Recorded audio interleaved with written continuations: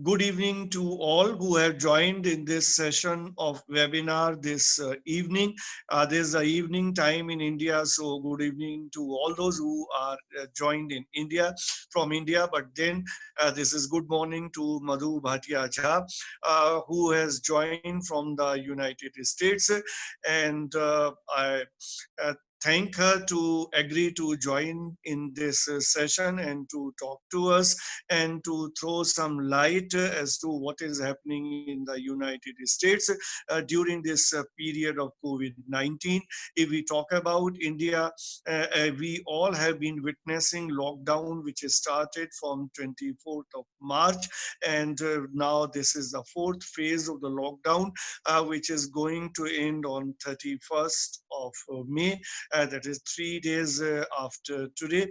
We are not sure whether we will enter into the fifth phase or lockdown or what will happen, because the central government has now given powers to the state governments, and the respective state governments will be taking its own decisions. But certainly as far as the flights is concerned or railways is concerned, that is something which is to be decided by the central government.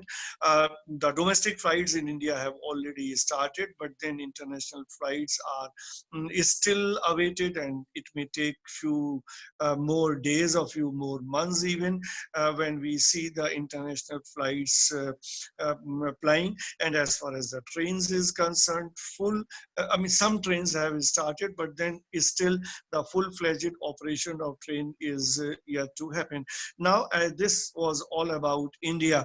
Now, as far as the United States is concerned, we all know as to what is happening there through the news channels, because after India, if any other country is in news as far as the Indian news channels is concerned, that is United States or the Pakistan for different reasons, but then United States being the superpower in the world. So anything which is happening in the United States becomes an important thing for us in India, not only to government of India, but also to the common citizens in India. And we are always eager to know what is happening in the US. And particularly if we talk about the COVID-19, United States is now among the countries, top 10 countries, which is the worst sufferer of this pandemic COVID-19, as far as the number of the people suffering from this pandemic is concerned, and as far as the number of deaths is concerned. And then we have been listening such kind of stories that we have been in the lockdown, but the kind of lockdown which we face, which we witness in India, that kind of situation is not there in the United States. And the President Trump had not agreed earlier for the lockdown, but then certain powers, enjoying certain powers which were available there to the states. So at the state level, different kind of rules were imposed in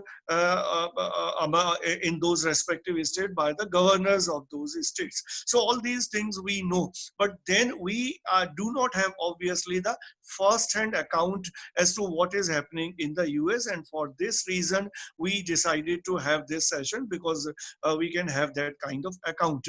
And nobody can give us a better account of the situation there than somebody who is in journalism.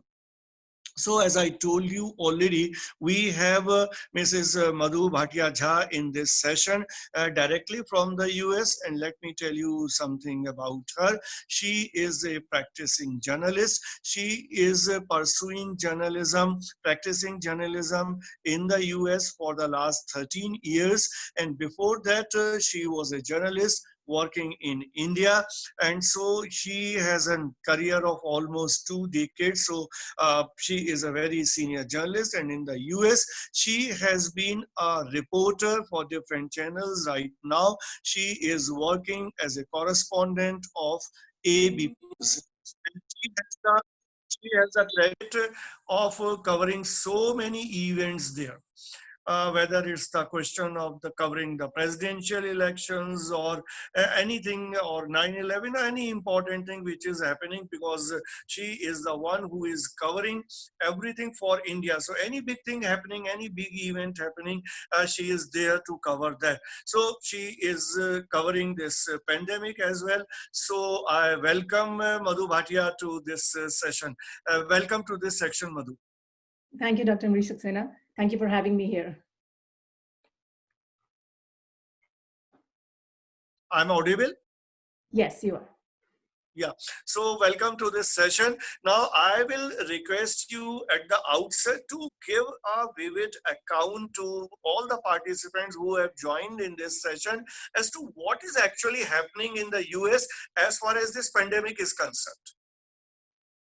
I think to begin with, let's talk about the lockdown effect. And as everybody knows, in US, the number of deaths have increased. And yesterday, unfortunately, they surpassed 100,000 deaths. And that is the highest in the world right now. So in America, in India, how you see national lockdown, that is not the situation in America.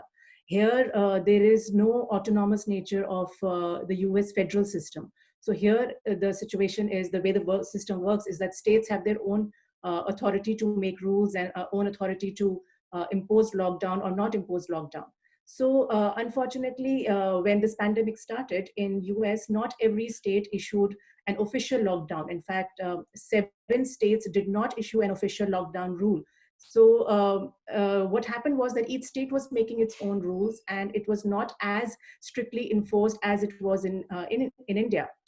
So the situation was that essential services were allowed. So when people needed groceries or medicines, you can go out.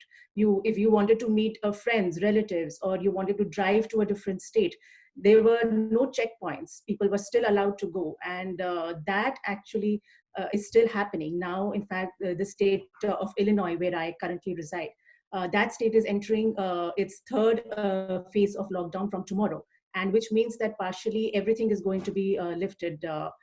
Restaurants are opening, but with certain restrictions, like you can have outdoor seating for 10 people, and gyms are opening with one-on-one personal training or outdoor exercise facilities.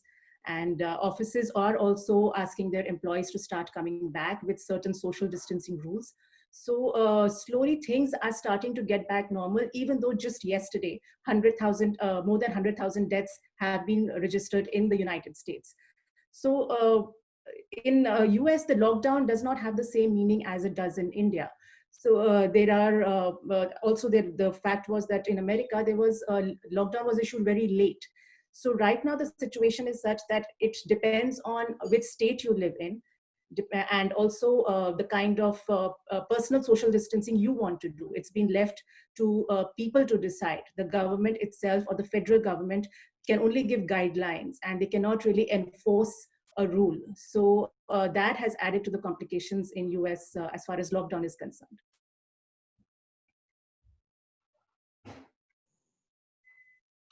Okay, so you gave this account. Now I want to know what exactly is the reaction of the people to whatever actions are being taken by the US government. I think it's the same way, how it depends on the states you are in. The reaction of common man has become extremely politicized. So one common thing is that there is a lot of anger, but it depends on if you are in favor of the president's, the way the President Trump has behaved in this pandemic, and you are a Republican supporter, then your anger is directed towards China mostly. It's not so much on the way the government has behaved. But if you are a Democrat or you're supporting not supporting President Trump, then their anger is toward how the government is reacting. So there is a lot of anger in general, yes, and the common man is also feeling that how is it possible that America, being the superpower of the world, the most powerful country in the world, has failed the common man so much. The healthcare system did not step up to its need. When the people who are risking their lives to help patients in the hospital, they don't have facilities, they don't have masks, they don't have enough equipment, they don't have ventilators. So it's come down to a choice of who should be saved and who should not be saved, whose life is more important. And that is appalling for many Americans, because it is extremely difficult to choose. It's a very emotional time for many Americans to see how this whole situation is developing. So there is definitely anger, and there is also a divide on how the people are seeing the country should be run. So many people are agreeing with what President Trump has done. And when President Trump says that, oh, the deaths would have been many more, and I have taken steps, otherwise the deaths would have been 1 million. He makes blatant statements like that. There are people or his fan following who are supporting that statement. But also there is a large base which feels that the government is not doing enough. So if I have to explain it, in data wise, then I would say that in the country, 76% of people do not agree with how President Trump has behaved, but those are mostly Democrats. And 40% of Republicans feel that whatever the government has done is not enough. But almost the 88% of Republicans are still supporting President Trump, which is not very easy to understand, considering the number of cases are the highest in the world. So healthcare system for sure has not stepped up to what people have expected. Yeah, this is what I in fact wanted to ask, that the kind of health infrastructure which is there in the United States, I mean, had it been the case of a country like India, wherein health infrastructure is very, very bad, and then obviously because of this we suffered a lot in India because we were not prepared, and already our health facilities have always been in a bad shape.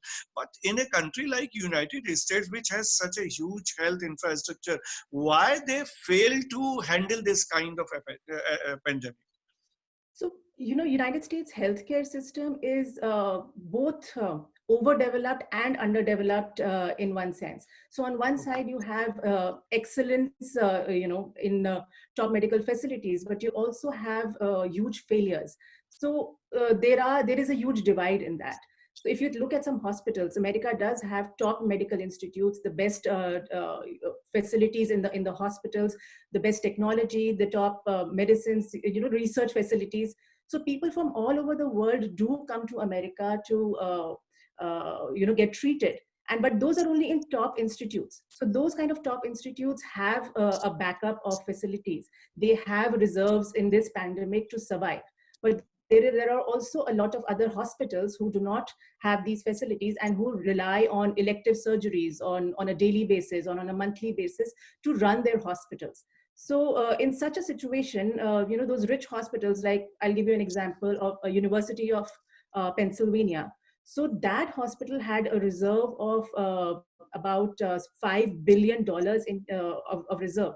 So when this pandemic struck, they easily took out $5 million to set up a new wing and have 200 hospital beds. So they are surviving. They have the money, the cash flow to get the stuff to react to this crisis. But most hospitals who have had to cancel elective surgeries on which they were dependent to run their hospitals or get extra funds in this time, they are struggling. In fact, they needed some funds from the government, but the government had pledged almost $175 billion to distribute these funds. But till now, only $50 billion have been dispersed. So this slow rate of funds that the hospitals are getting is not working for many hospitals. In fact, I can share some data about this and explain a little bit more. And I will just see if this works.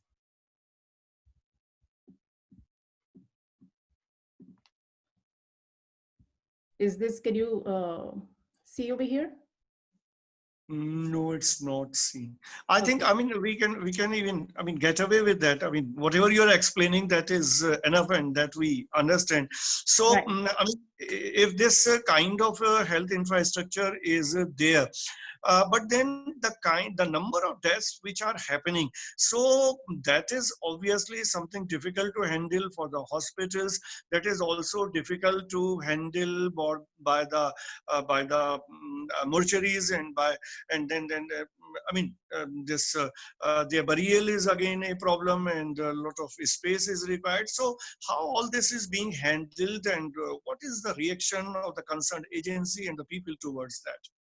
I think that has affected the common man a lot because, at a time when your loved one is in the hospital and you cannot go and meet them in their last dying wish, dying moment, that has taken a toll on the American public's sentiments a lot because hospitals have closed down, and I mean, have closed down for outside visitors, and they are having this policy of not allowing outside patients. So people have had to say goodbye to their loved ones over FaceTime, over video chats, and that is difficult to deal with.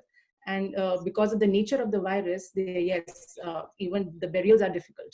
So what is also more difficult for people to handle is that the healthcare workers who are working right now, they don't have enough equipment. So how I think the focus is also shifting from how to avoid the respondents, the first respondents, from catching this virus who are risking their lives. Because America has a stockpile of masks, it has a stockpile of ventilators, but it is not enough. The stockpile of masks is usually what America has is like 30 million surgical masks. But the current need is that you need 300 million in just a month, and you can't fix that. Like ventilators, America has is about 150,000, but you need, again, in this time, you need close to 1 million. So America right now is struggling to figure out how to increase this supply, how to stop the doctors from getting sick, how to stop the first care respondents from catching this virus, who are taking care of people who are dying. So that supply chain has been disrupted, and it is difficult for people to figure out how to deal with this. I mean, they are risking, even the burial people, they are risking their lives to go and just bury all these people who have lost their lives and whose families cannot be with them. So, what do you feel as a journalist? How long it is to continue in the US when this whole curve is to be flattened? I mean, what is your assessment about this? I think this is not going to happen very fast because US is facing an economic crisis right now. And the way it looks like, it is going to continue at least for 2020. The cost of dealing with COVID, they are estimating could be anywhere from 34 billion to 251 billion US dollars. So that is just the current vague estimation. So that is a huge factor to deal with. So right now, as the situation stands, the lockdown might be lifted, but people are taking their own precautions, and unemployment rate has gone up a lot. So also America is facing elections this year. So in 2020, it depends on who wins the election and what the next course of action is going to be by the new government. Is it going to be President Trump, or is it going to be Joe Biden, who is going to lead the nation in the second half of, in the new year, in fact, in January 2021. So definitely America will take some time because 41 million people have filed for unemployment. And to recover from that, that is a record number. It is not something that America has seen in a long time.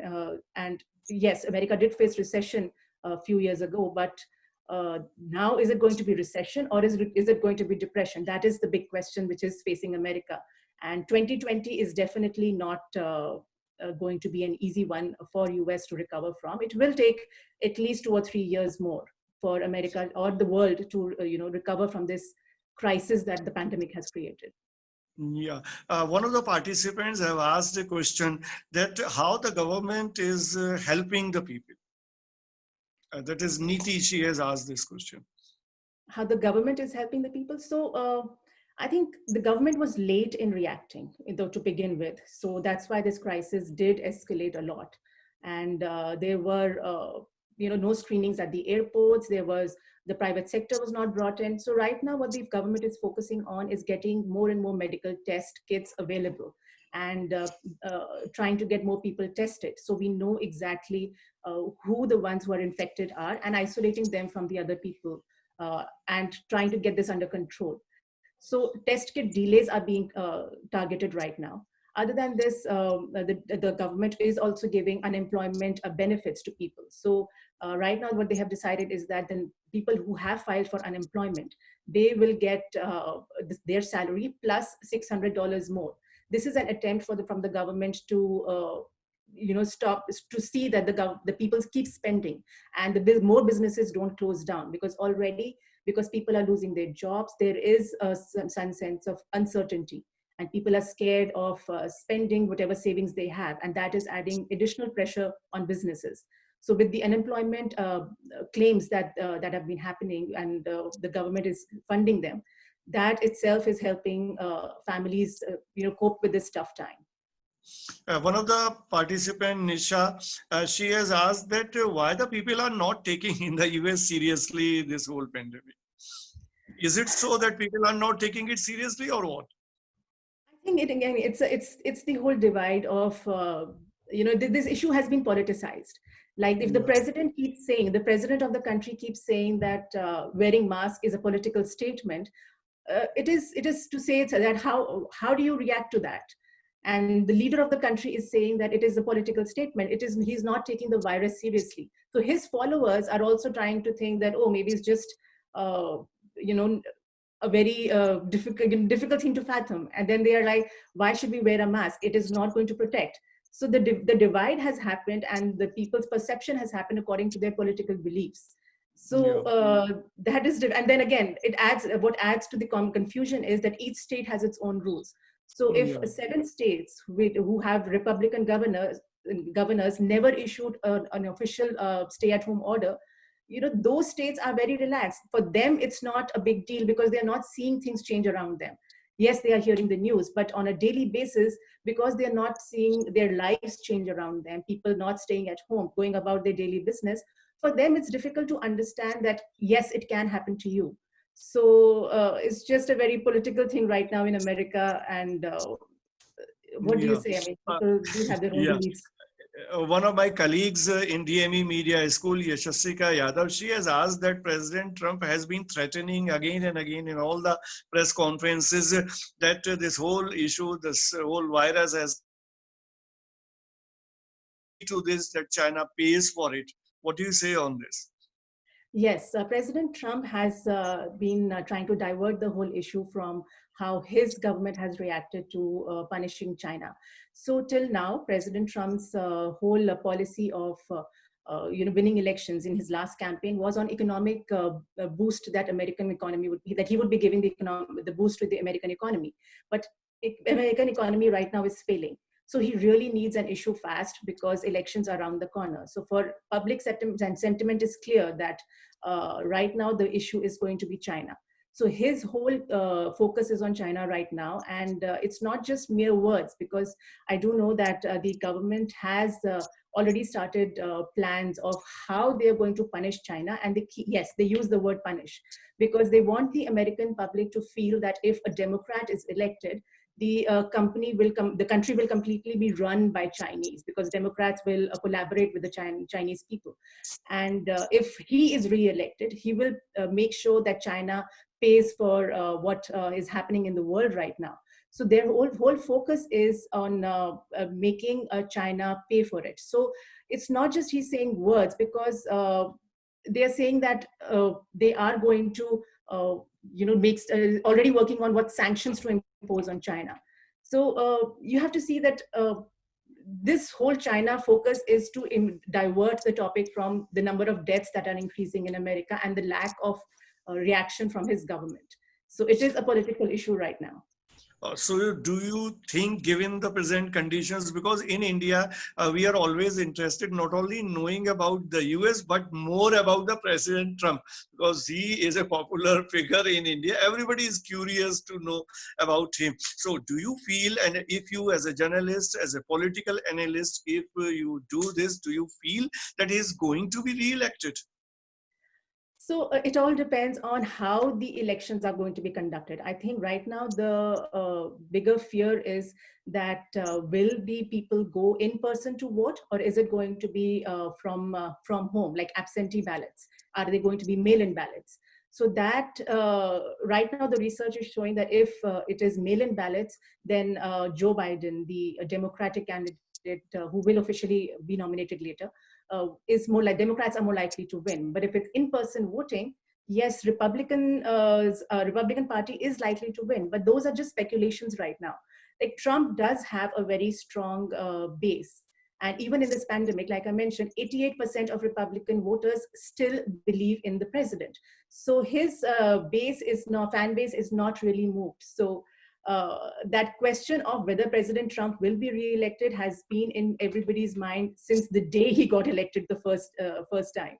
So right now it's extremely difficult to say if his China rhetoric continues and he is able to put that fear in people's minds, in Americans' minds, that China, to control China, only he can do it. Then yes, there is a chance that he will win.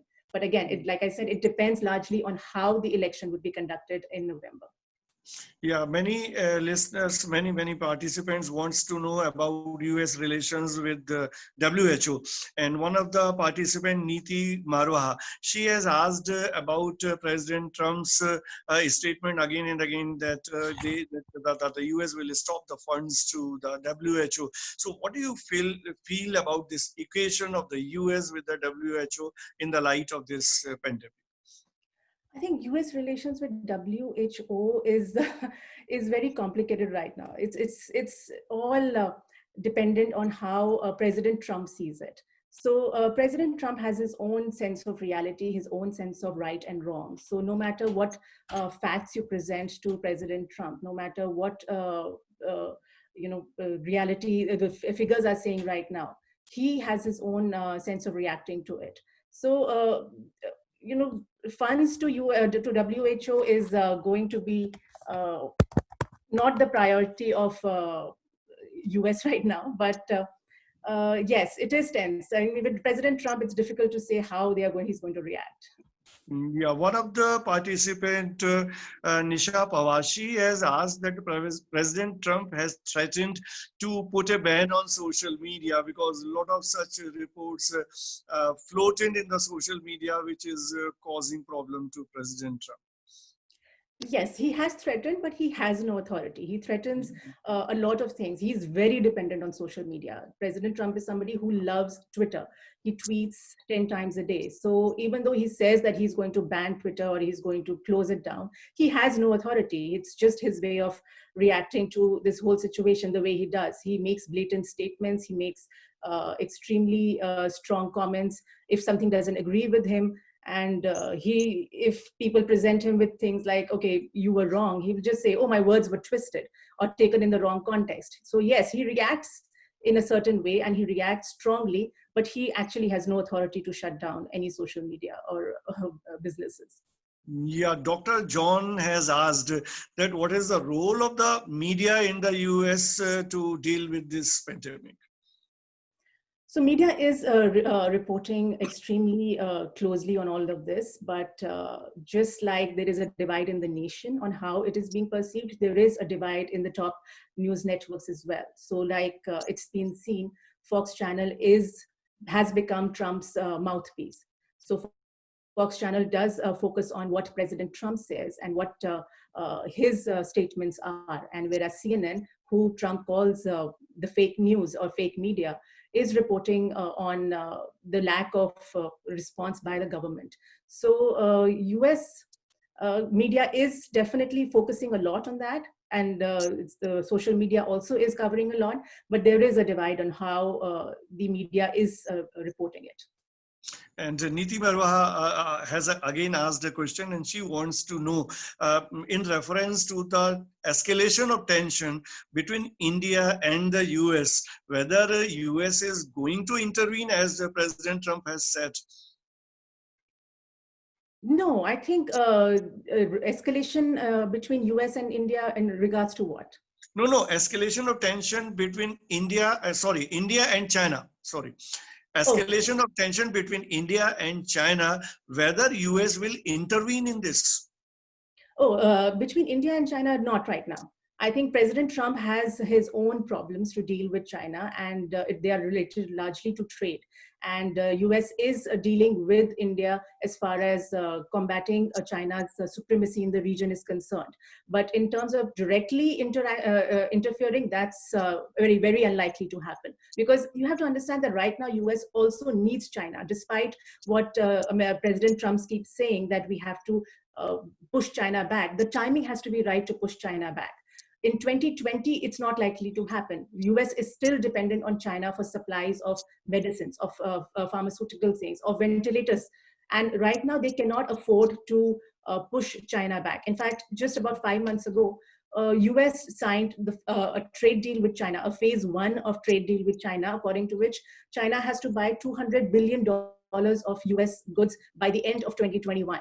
Now, is that going to happen? That's extremely unlikely considering the economic crisis that even China is going to face. So, but the focus is going to be to make sure that phase one deal of US-China does work out, because they need, once that happens, only then the phase two of trade deal will be signed. And that is important for both US and China's economies. They are very codependent. So to antagonize China and interfering between India and China relations, that's very unlikely to happen. So in this connection, can you tell us something more, since you already said, and we all understand that the economy of the US is in a bad shape, rather, I mean, the economy of every country, the India also is in a bad shape because there's an onslaught of this COVID-19. So what will be the impact of COVID-19 on the US economy, business, and as you just now refer to, trade? I think it's impacting every sector right now. So if we just talk about, we begin with, let's say, travel, because the domestic flights are still running, but they are really very few, and only some sectors are running. International flights are closed off. Vacation travel is completely off.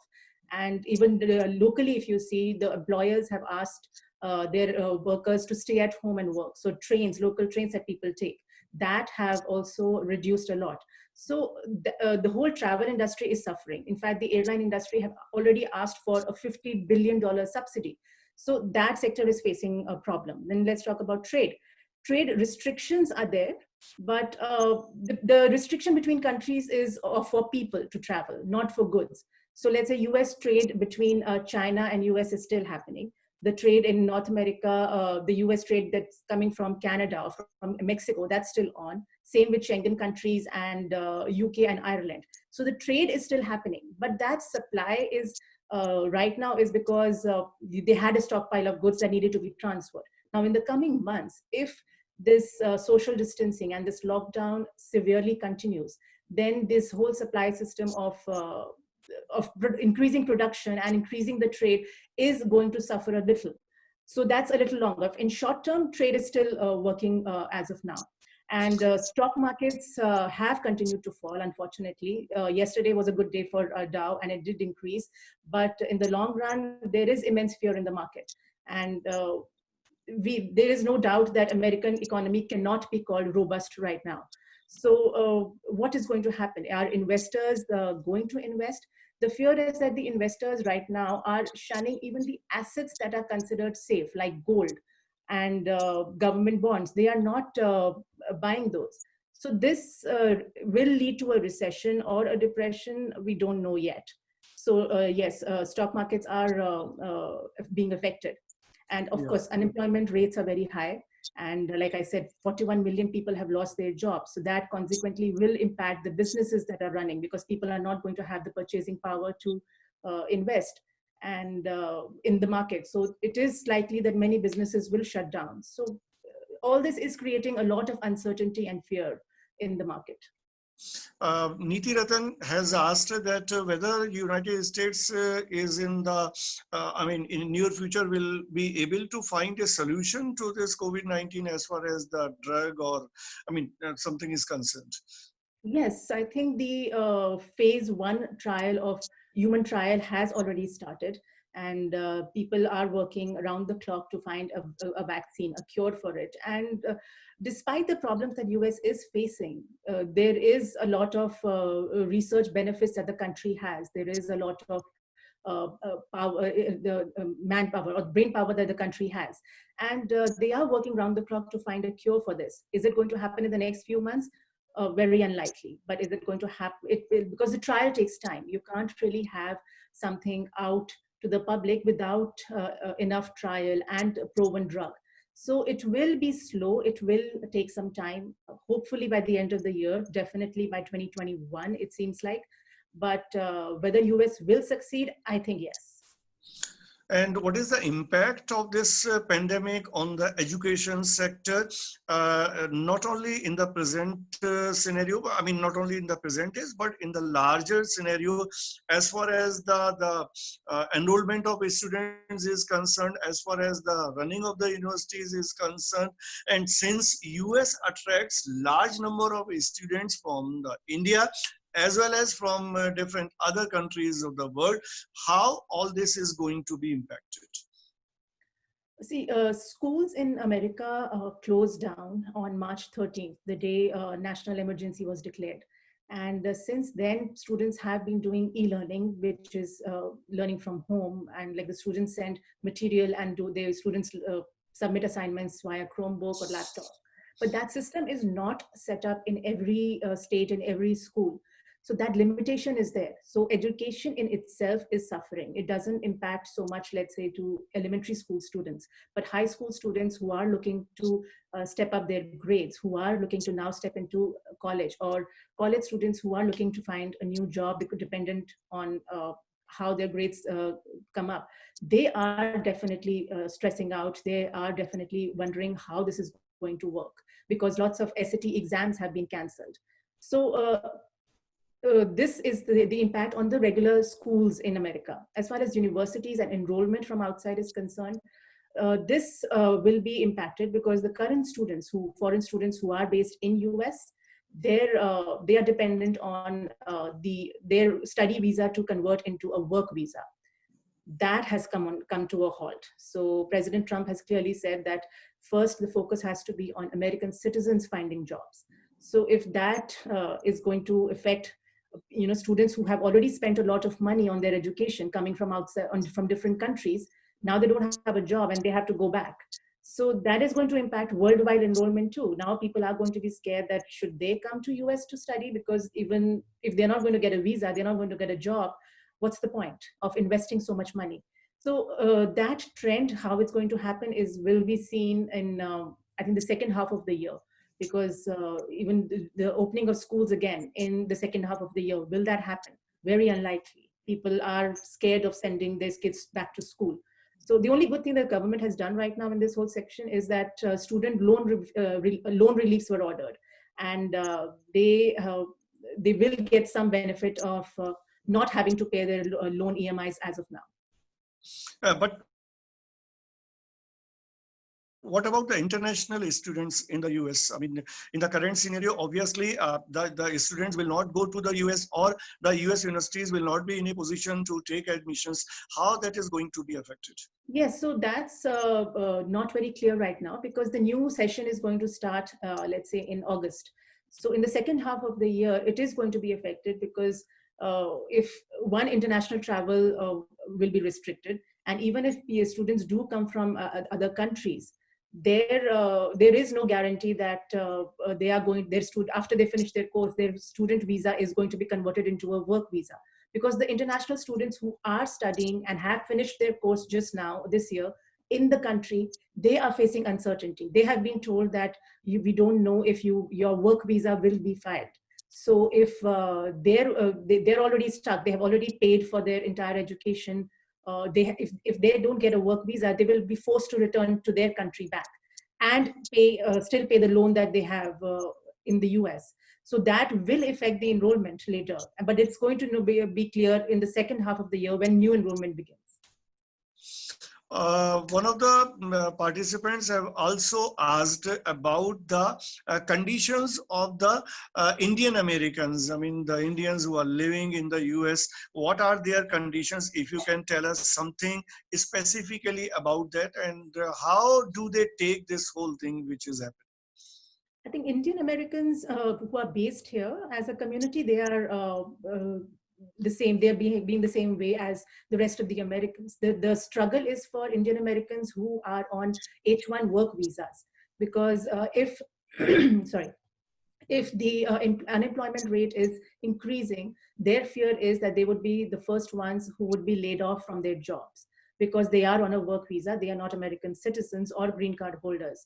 So that fear persists in those Indian Americans who are here on visas, and H-1B work visa holders are mostly Indian Americans. So for them, that fear persists.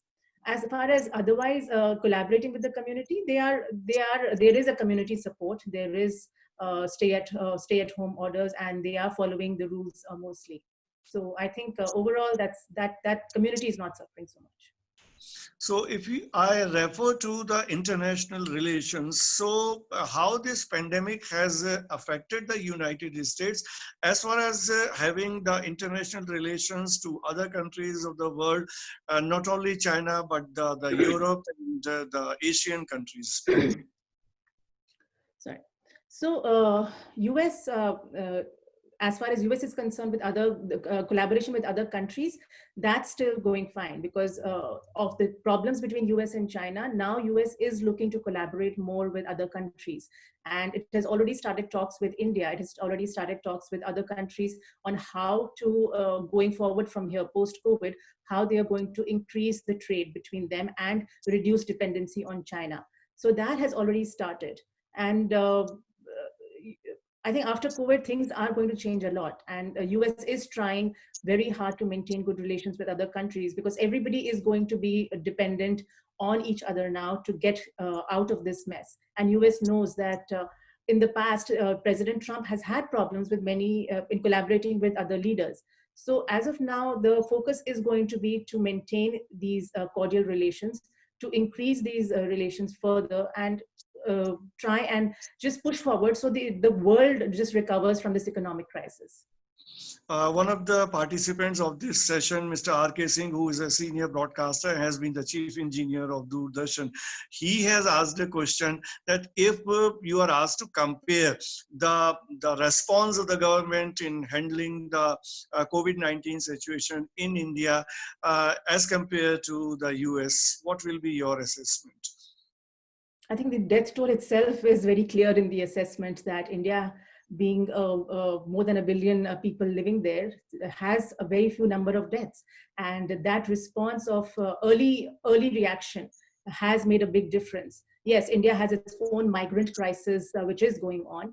And America has its own crisis of the number of death tolls rising. So both countries are facing extremely different problems. But yes, the late reaction by US and early reaction by India made a huge difference. In fact, a recent study even said that if America had just shut down a week prior to when it actually did, 36,000 deaths would have been averted. And in fact, if they had, the same study also says that if America had reacted 2 weeks prior to when it did, almost 80% of the deaths could have been prevented. So that's a huge number.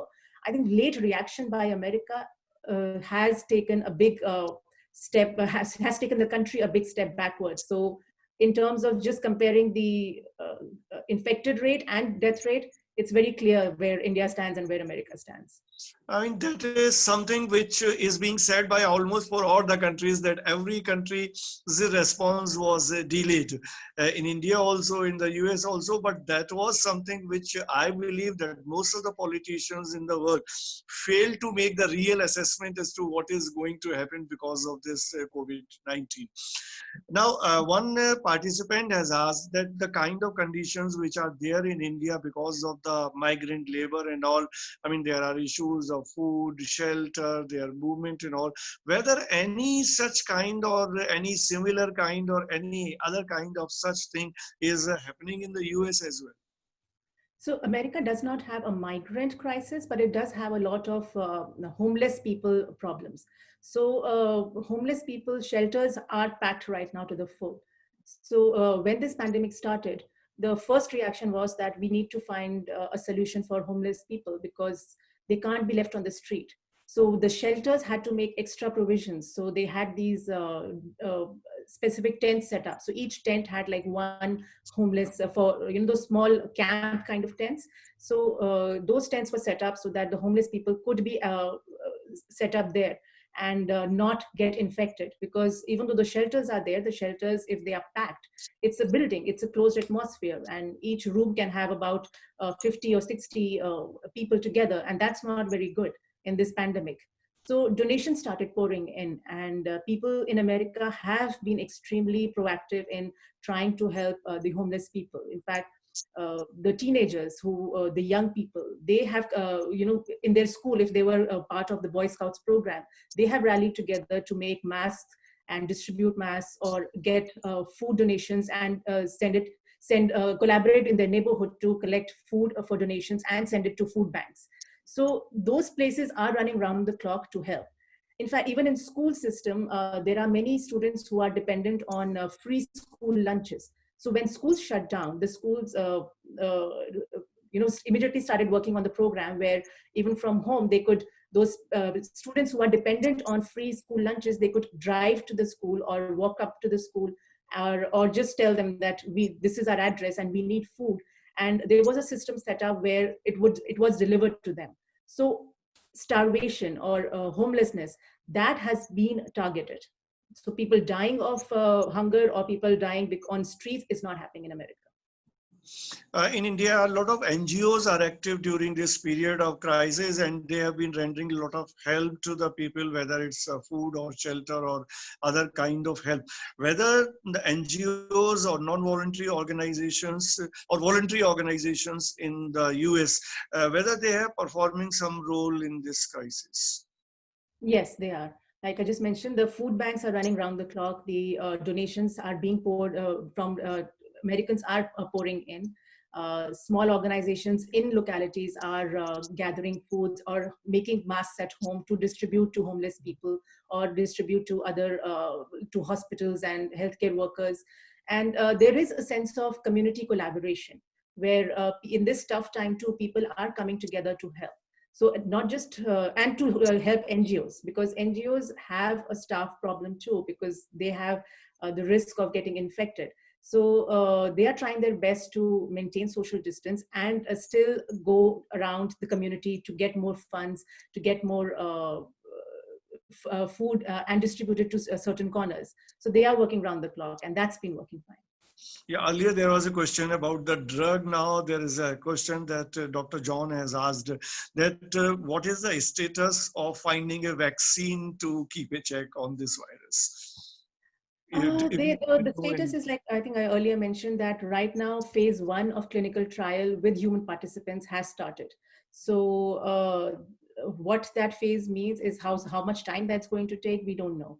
And if the research is on, and every day the news does come that yes, there is a vaccine being worked upon, but how close we are to the vaccine, that is still not been clear. Now, as far as the people's response is concerned, now in India, we Indians are not in a habit of abiding by whatever is coming from the government, the rules and regulations and all. Despite this, in the first and the second lockdown, people went by whatever the government said and did as per the government direction and all. But then in the third and the fourth phase, we are finding that people are completely not in a mood to listening to what the government is saying, and everybody is out on the street in most of the zones. So what kind of attitude is there of the people in the US with regard to the enforcement of regulations?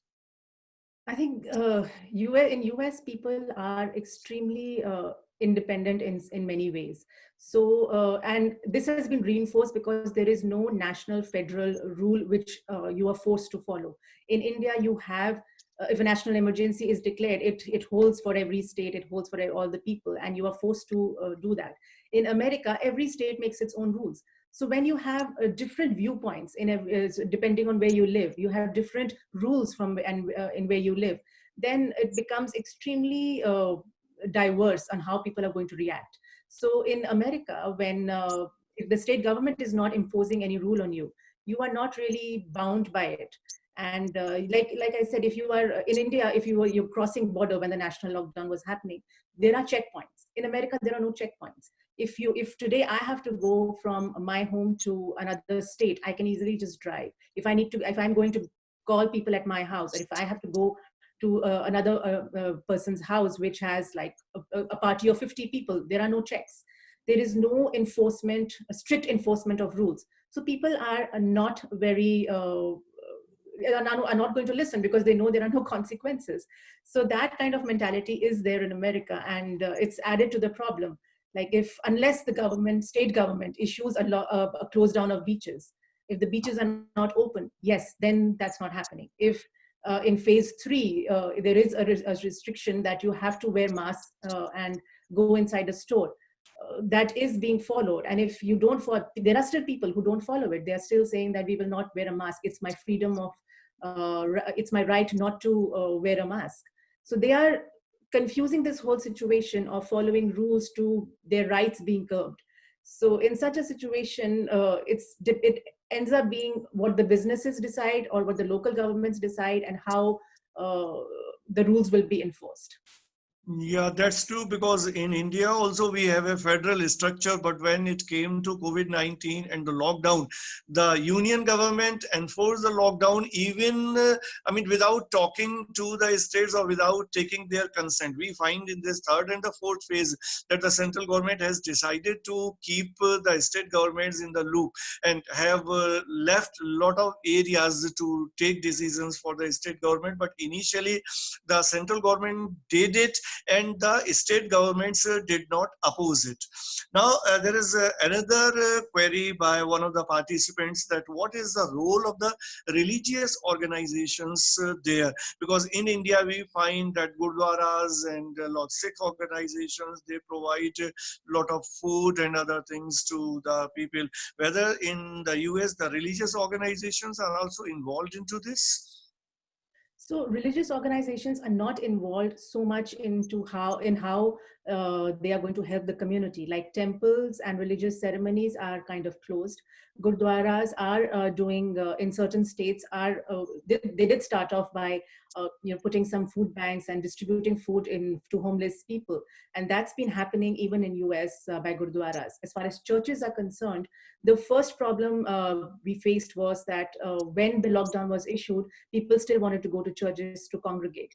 And they said that their belief was that no matter how the virus is spread, if we are in a church, we are together, we are praying, it would not affect us. So that kind of religious belief, and of not just staying at home, but being in a church, added to the problem. So then churches were shut down for some time. But now President Trump made a statement that the churches will be reopened. People need a system of belief to come together. No matter what the states say, I will force it to reopen, which of course is not in his power. But that kind of statement reaches out to to his support base. So churches in general are not places of shelter right now. They are places where people are getting together to pray, or just to get over this whole crisis. But are they following social distancing rules there? That's not really happening. Now, one of the listeners, they have asked that what are the challenges before the US government right now? The biggest challenge is going to be on how to not just stop this virus, because things are starting to reopen. Lockdown is being partially lifted in many states. So as early as April 24th and April 27th, the states had started reopening. So, a month ago, so those numbers have shot up. Now, it's the end of May. Now, most other states are going to reopen because people are struggling with their finances. They want the businesses to open. They do not want more shutdowns to happen.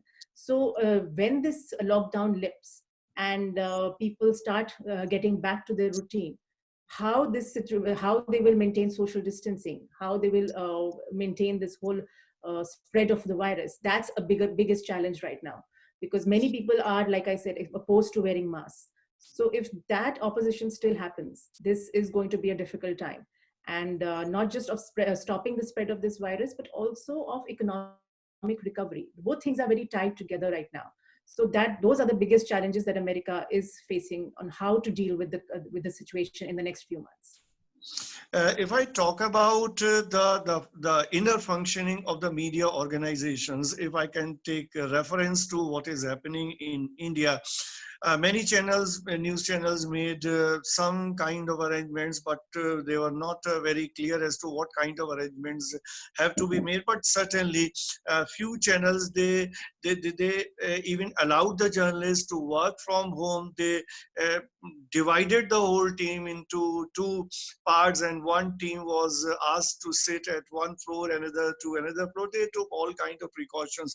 Despite this, in Z, there were huge number of people were found infected by the COVID-19.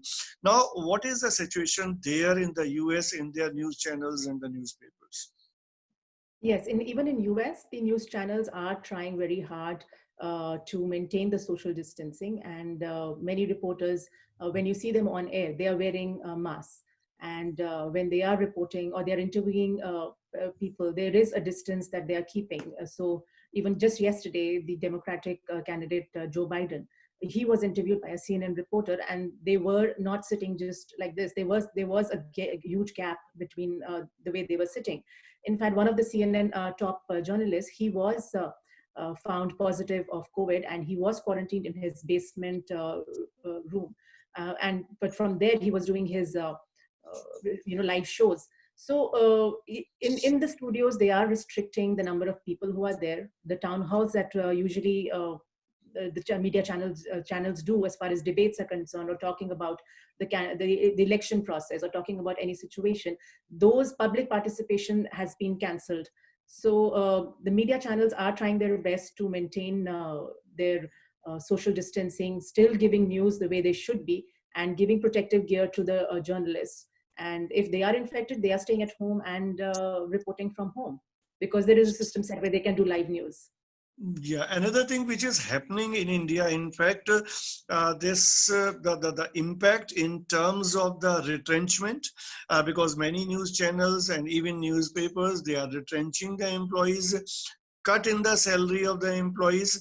I mean, all such kind of practices, though Indian media or in general India has always been having these kind of issues. But during this period, journalists' job are not safe, and they are losing job, I mean, during this period of crisis.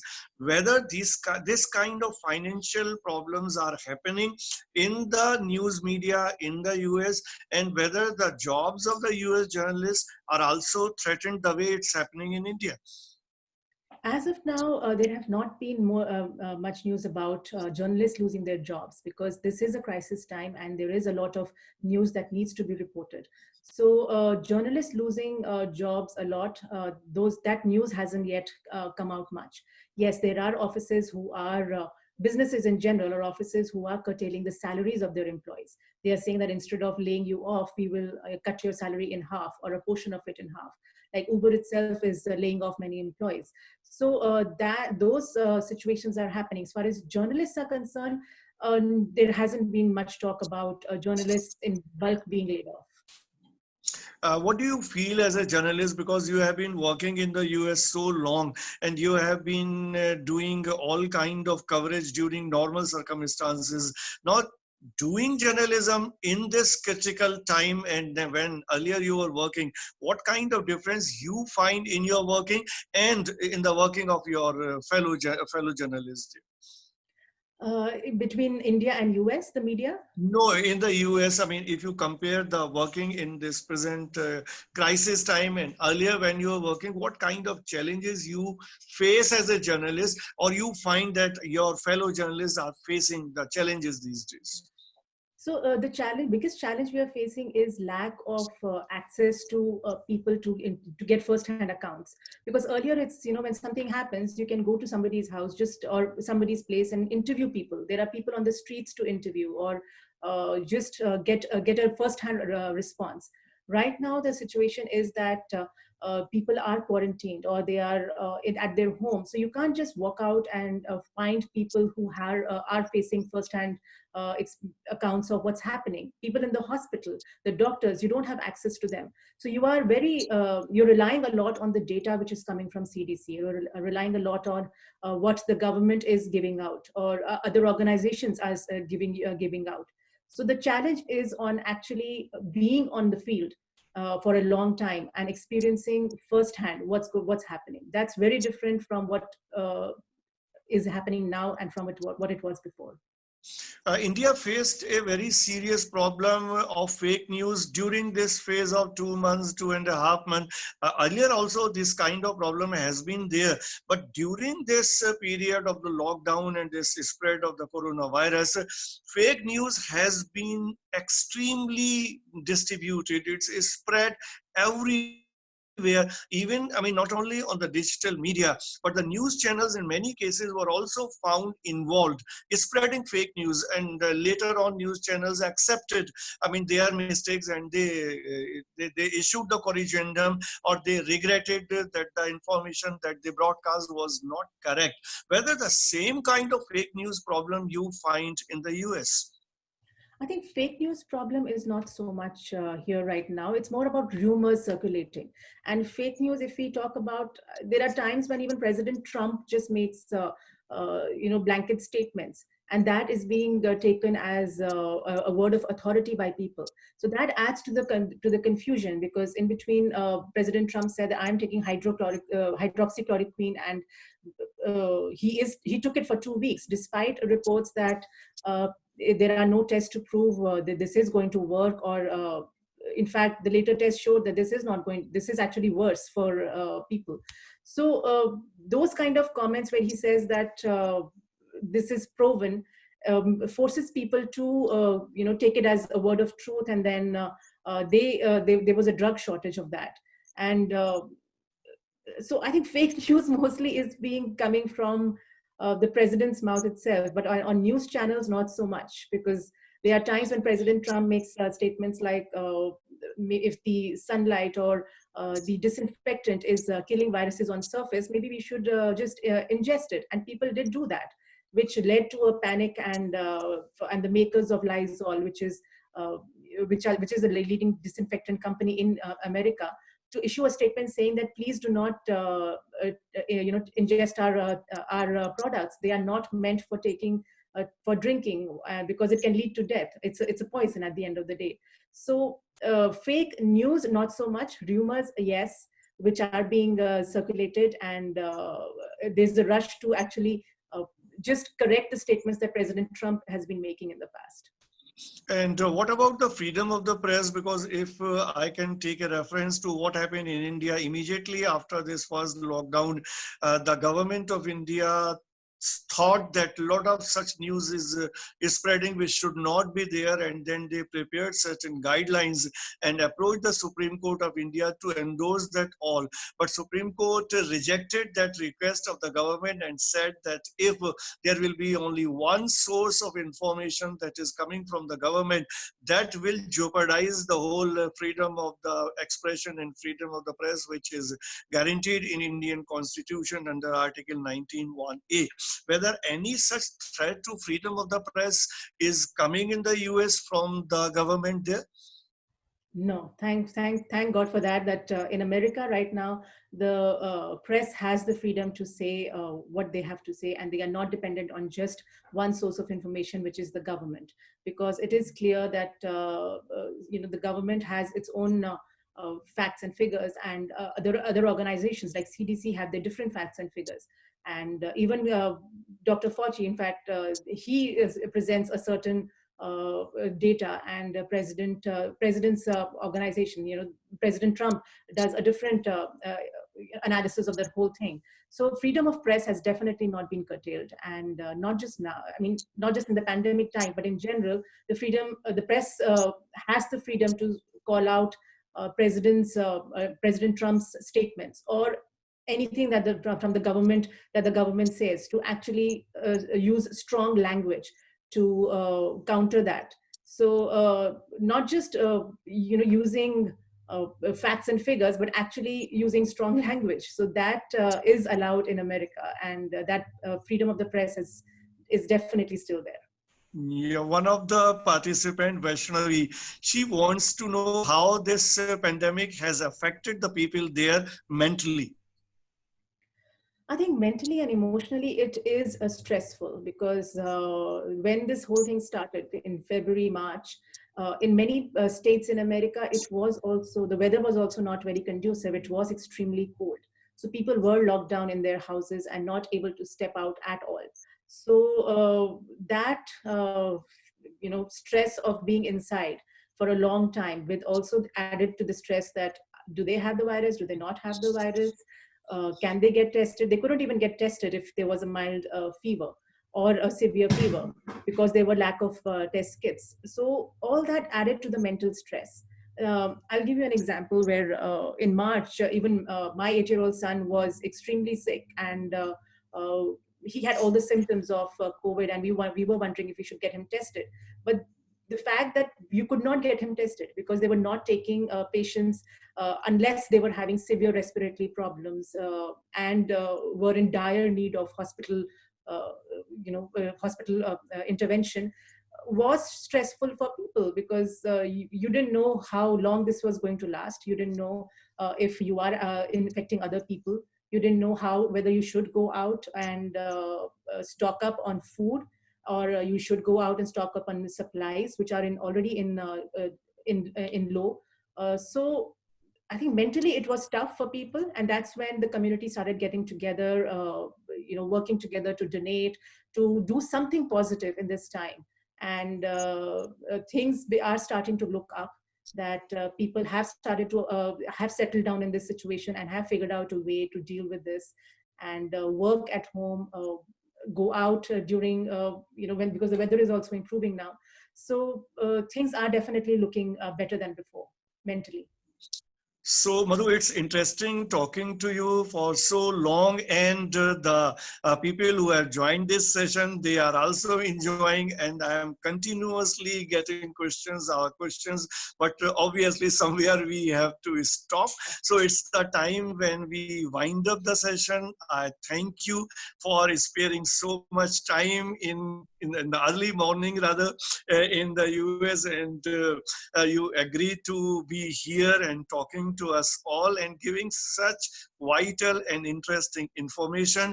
I also thank you to all the participants in this session. And if I can tell you this is a whole series of the webinar that we started 2 months back. Right now I'm working in an institute which is Delhi Metropolitan Education, which runs different kind of academic programs. So media and law are the prominent ones which are there. So I'm heading the whole media school.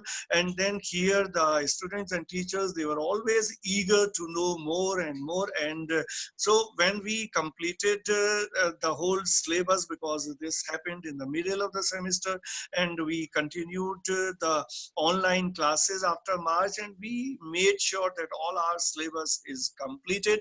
After that, we all thought what to do, and then we decided to do some worthwhile exercise where our hunger for knowledge is fulfilled, and we can also involve other people. So that is how we started with this whole series of webinar, and this is today we are completing the 20 webinars, and we have been having all kind of topics, obviously all related in one way or the other to COVID-19. And then on different scholars, different experts and guests have been joining us 2 days back. We we had a talk, had a session with the retired Supreme Court Judge, Justice Joseph Kurian. We also had a session with the member of the National Human Rights Commission of India, Jyotika Kalraji. So all these kind of sessions we had, and it is all through an enjoyable experience to all the people who have been joining us these kind of sessions. And today also everybody enjoyed. So I thank to all the participants who are always eager to know as to what kind of session I am organizing. And as soon as I spread the information, they are there to join the sessions. And I once again thank you for joining this session and enlightening us all. Thank you so much, sir, for having me.